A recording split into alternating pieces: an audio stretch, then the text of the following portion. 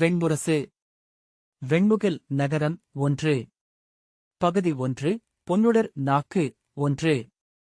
வாசிப்பது சந்தீப். முகில்களில் வாழ்கிறது அழியா நெருப்பு. ஆதித்யர்களின் சிறகை வாழ்த்துக.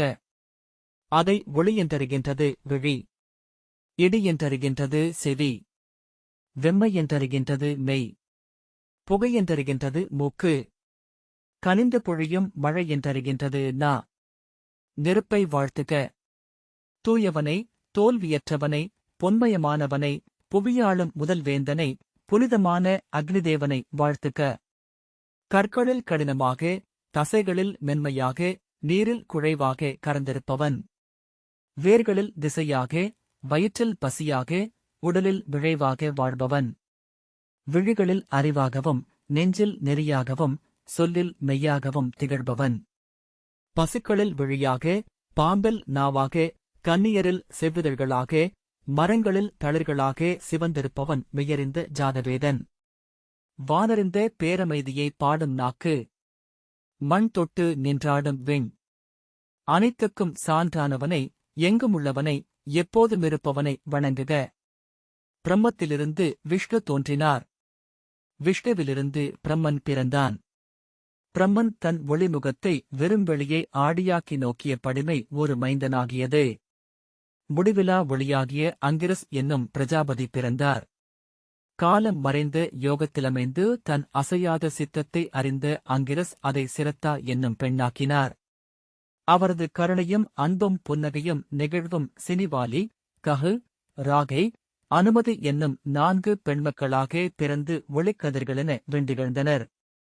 தன் அகத்தின் அசைவின்மைக்கு அடியில் வாழ்ந்து முடிவின்மையை அறிந்த அங்கிரஸ் அதை ஸ்மிருதி என்னும் பெண்ணாக்கினார். அவள் வயிற்றில் அவரது அறிவாண்மை உதத்யன் என்னும் மைந்தனாகியது. அவரது கடும் சினம் பிரஹஸ்பதி என்னும் இளமைந்தனாக எழுந்தது. தன்னுள் எஞ்சிய கனிவை யோகசித்தி என்னும் மகளாக்கி தன் மடியிலமர்த்தி நிறைவுற்றார்.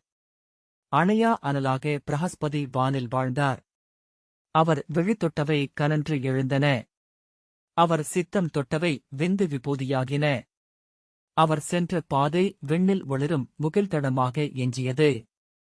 அவரது ஒளியால் ஒளிபெற்றன திசைகள். செந்தழல் வடிவனாகிய தன் பெயர்மைந்தனை குளிர்விக்க விண்ணின் கருமையைக் குழைத்து ஒரு நீர்ப்பெருக்காக்கி அனுப்பினார் பிரம்மன். சாந்திரமசி என்னும் அப்புனலொழுக்கில் பிரஹஸ்பதி தன் அனலைக் கண்டார். அவரது விழிகளும் செவியும் மூக்கும் நாவும் கைகளும் கால்களும் அப்பெருக்கிலிருந்து 6 அணையா நெருப்புகளாக பிறந்தன. அவர் நாவில் பிறந்தவன் கம்யு. விண்கரந்த விழிச்சொல்லென வாழும் அவனை வைஸ்வானரன் என்றனர் தேவர். எரிந்து எரிந்து முடிவிலாக்காலம் அழிந்து பிறந்து அவன் அறிந்த மெய்மை சத்யை எனும் பெண்ணாகி அவள் அவன் முன் எழுந்தாள். அவளை மணந்து அவன் அக்னிதேவனைப் பெற்றான். சொல் துளித்து எழுந்தவனை வாழ்த்துவோம். மெய்மையின் முலையுண்டு வளர்ந்தவனை வாழ்த்துவோம். தென்கிழக்கு மூலையின் காவலனை வாழ்த்துக. அங்கே உருகும் பொற்குழம்புகளால் ஆன தேஜோவதி என்று பெயர் கொண்ட அவன் பெருநகரை வாழ்த்துக. எழுதலும் விழுதலுமென இருமுகம் கொண்டவனை, 7 பொன்னிற நாக்குகள் திளைப்பவனை, 4 திசைக்கொம்புகள் முளைத்தவனை, 3 கால்களில் நடப்பவனை வாழ்த்துவோம்.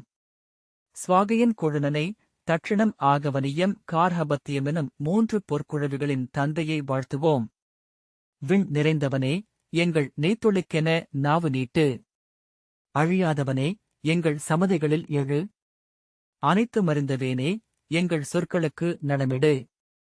அடங்காப்பசி கொண்டவனே, எங்கள் குலங்களைக் காத்தருள். எங்குமிருப்பவனே, எங்களுக்கு அழியாச் சான்றாகினில். ஓம் ஓம் ஓம். இந்த வாசிப்பை கேட்டதற்கு நன்றி.